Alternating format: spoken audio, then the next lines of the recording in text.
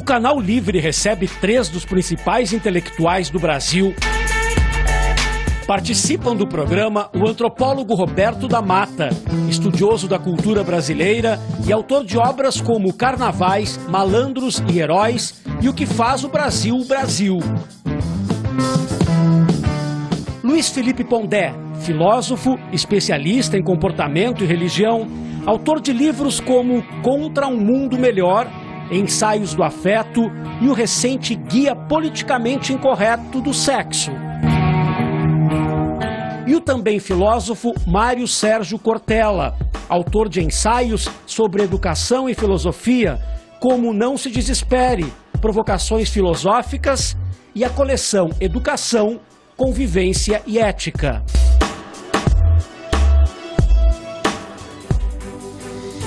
Boa noite.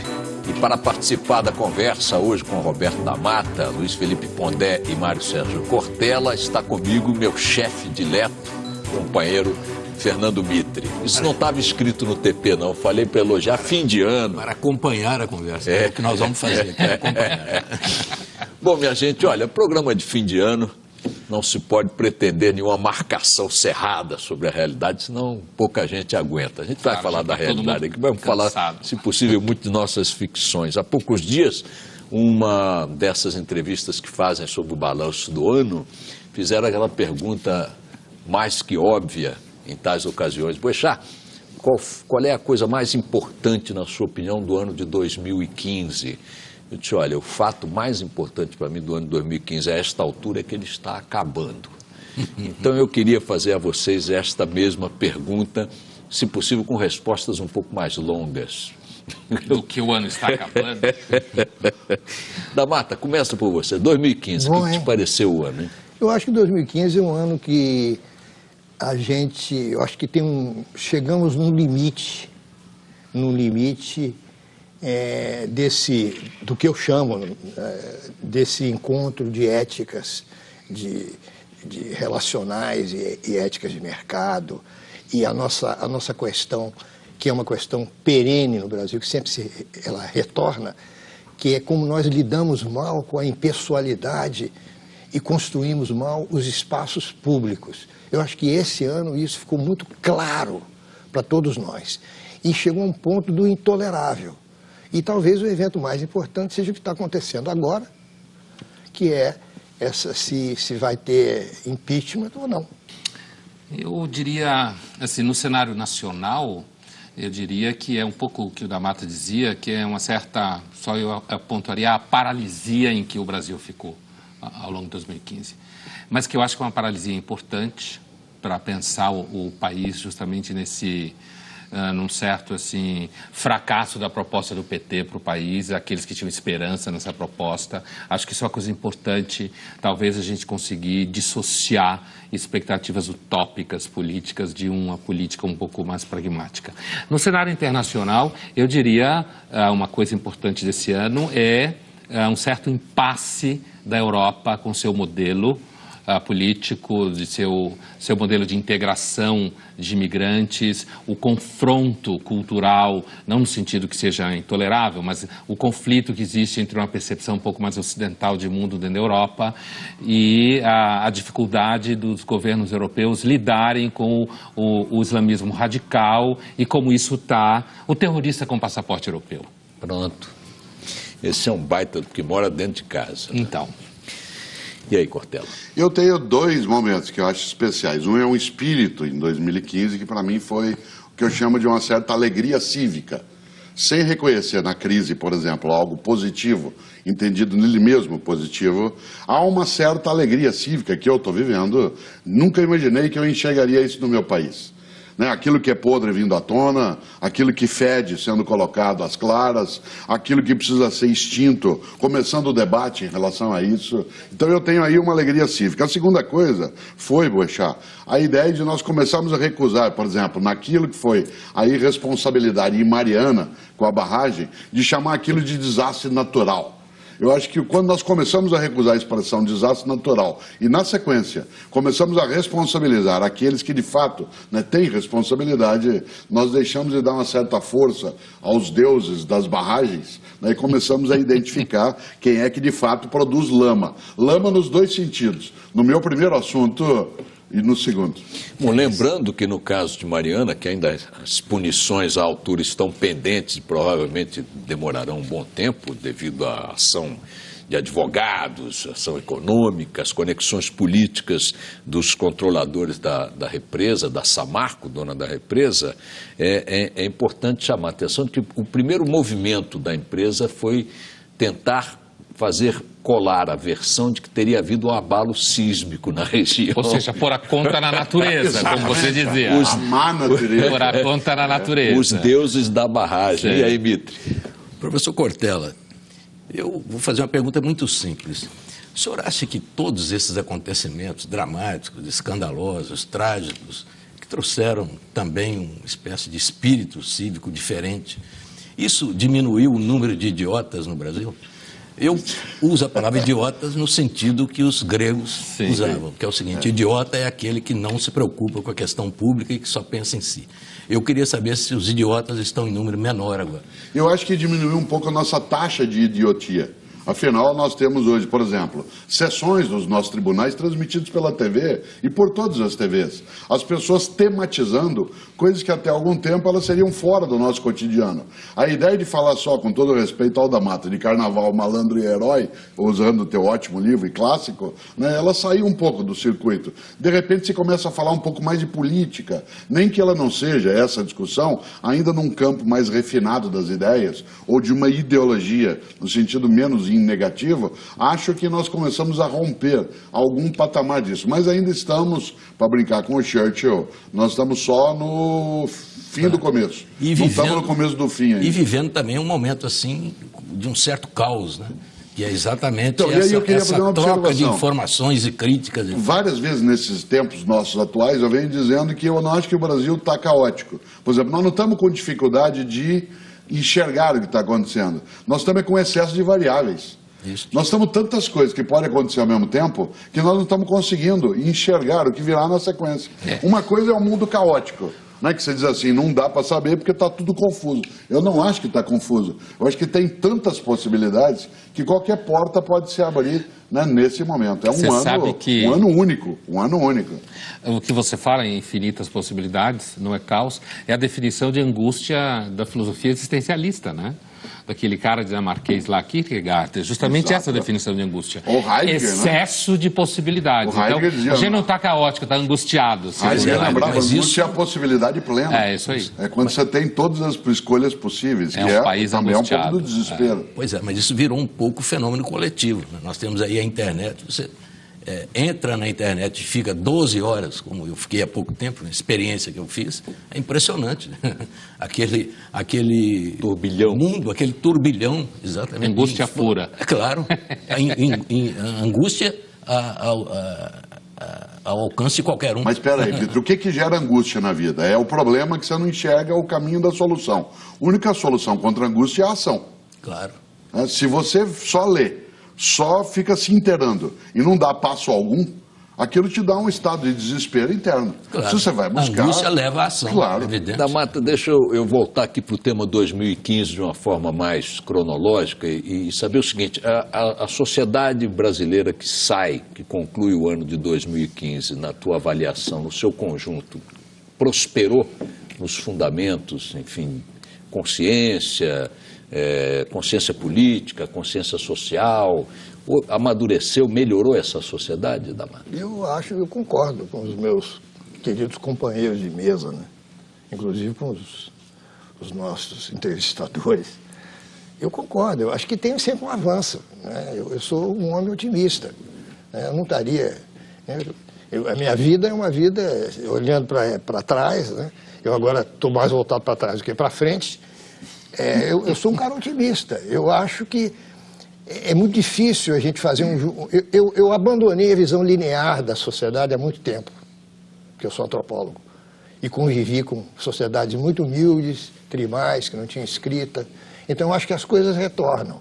Eu acho que essa coisa de progresso e de evolução, eu acho que isso tudo é uma cosmologia que tem a ver com a Europa, tem a ver com muito com os Estados Unidos, que colocou muita lenha nessa fogueira e foi muito bem sucedido até um certo ponto. Hoje até os Estados Unidos retornam determinados temas que a gente considerava impossíveis de retornar nos Estados Unidos. Um deles, clássico, o racismo, que está presente nos Estados Unidos de uma maneira brutal e violenta. Aflora. Então nós no Brasil caminhamos, né, como se fosse uma coisa espiralada. Talvez a espiral vá para cima, talvez vá para baixo. No momento, eu concordo com o Cortella, nós estamos vivendo um surto liberal, no sentido clássico do termo. Nós estamos vivendo um surto de busca de soluções, de liberdade.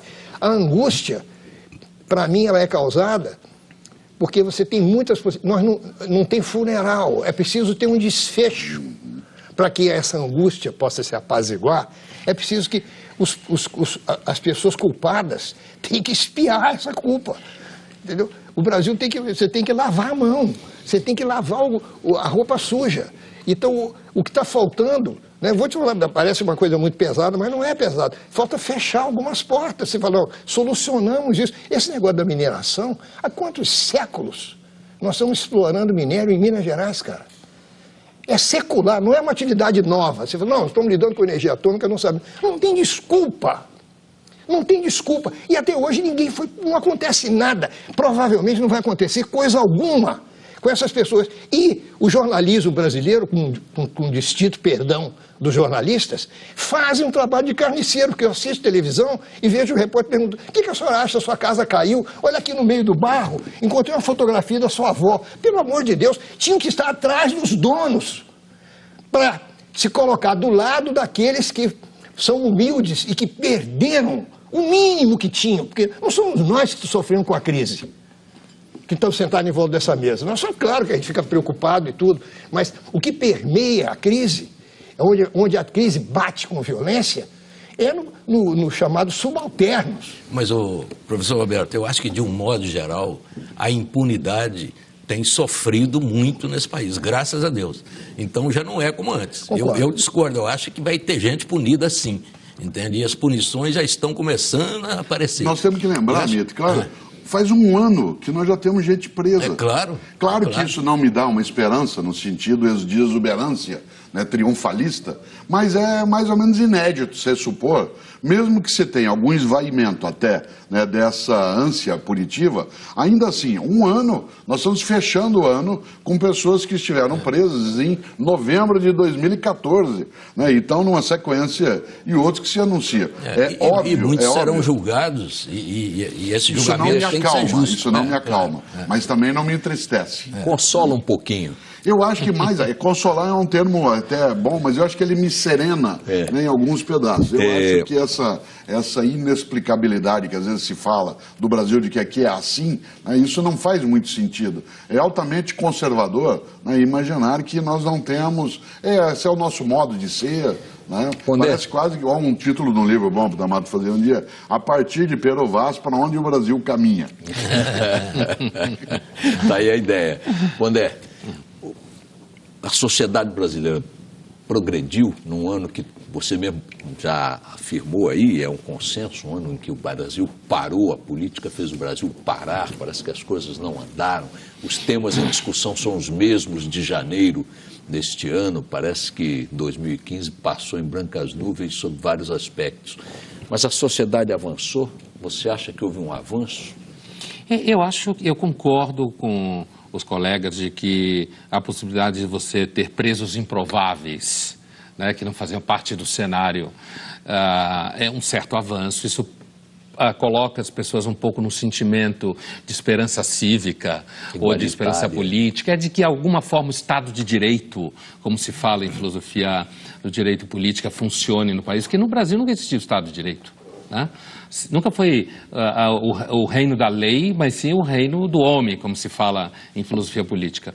Outra coisa, assim, eu acho que, apesar de que foi um ano parado em termos políticos, mais econômicos do que políticos, né? E aí a gente também tem uma percepção um pouco mais didática da relação entre economia e política, certo? Como as duas estão imbricadas uma na outra. No final do ano, todo o debate ao redor do impeachment, quer dizer, acho que é importante no sentido de um certo choque elétrico no país, porque ao longo do ano o governo federal ficou praticamente paralisado, né? Paralisado no sentido de tentando sobreviver, perdendo soberania, perdendo credibilidade, perdendo legitimidade, mas ainda assim as instituições funcionaram, né? Existem dúvidas, mas as instituições funcionaram. Eu posso fazer crítica a uma, a outra, mas as coisas ficaram no seu lugar. Eu acho que, apesar do ano ter sido péssimo, de certa forma, não acho que o saldo seja negativo, pensando no Brasil em termos históricos. Assim. Professor Roberto, o senhor acha que a rua, naquele sentido em que o senhor trabalhou a rua, a casa e a rua foi enriquecida nesse ano? Eu acho que nós, talvez pela primeira vez, para continuar no clima de que houve um patamar que a gente alcançou de lucidez, de justiça, de direito, de liberdade, de democracia, eu acho que o que tem acontecido no Brasil, em virtude de várias coisas, inclusive disso que é a televisão, e de todos esses instrumentos de transparência, que são instrumentos fundamentais, inclusive para a prisão de várias pessoas no Brasil, que não podem negar o que fizeram, porque estão filmadas, estão nos iPhones, estão circulando. É exatamente que pela primeira vez a casa e a rua se juntaram mais, ou seja, as regras que valem para a rua, do mundo público, a lei que vale para todos, começou a valer também dentro de algumas casas. As leis universais chegaram até os espaços privilegiados. Porque, inclusive, partidos políticos se transformaram em casas, né? Porque se a gente pegar, eu, por exemplo, me assustei muito, e nas minhas crônicas andei mencionando isso, tangenciei esse problema. Você pegar uma genealogia de afinidade ou de parentesco das pessoas envolvidas no petrolão é impressionante. O grau de... Como a sociedade é uma sociedade do homem, e esse homem é um homem relacional. Ele não é um homem que tem autonomia completa, ele é relacional. Ele faz favores para os amigos e tenta aplicar a lei para os inimigos. É um embrulho que nós estamos hoje envolvidos. Não tenha dúvida. E nesse sentido, isso é mais velho do que vovó. Claro. Agora, essa ideia do poder, eu acho decisiva quando ele chama a atenção para a ideia de um Estado de Direito que vai se consolidando. Depois de algumas décadas de só o direito do Estado, né, no sentido autoritário, mesmo em períodos de democracia, essa possibilidade, agregada ao que o da Mata fala, uma imprensa livre, uma experiência inédita, imprensa livre, o Estado de Direito e mais plataformas digitais, onde todo mundo deixa rastro, isto é, a tecnologia a serviço, né, da limpeza, né, um detergente novo e também um farejador novo, né, que é a tecnologia digital, isso cria um caldo, né, especial para uma situação que pode ter, sim, em 2016, 2017, algo que comece a erguer uma nação, né, e não apenas um lugar onde uma parcela dessas mesmas famílias, né, que você lembrava, foram se mesclando desde os primeiros degradados até os atuais degradados. Eu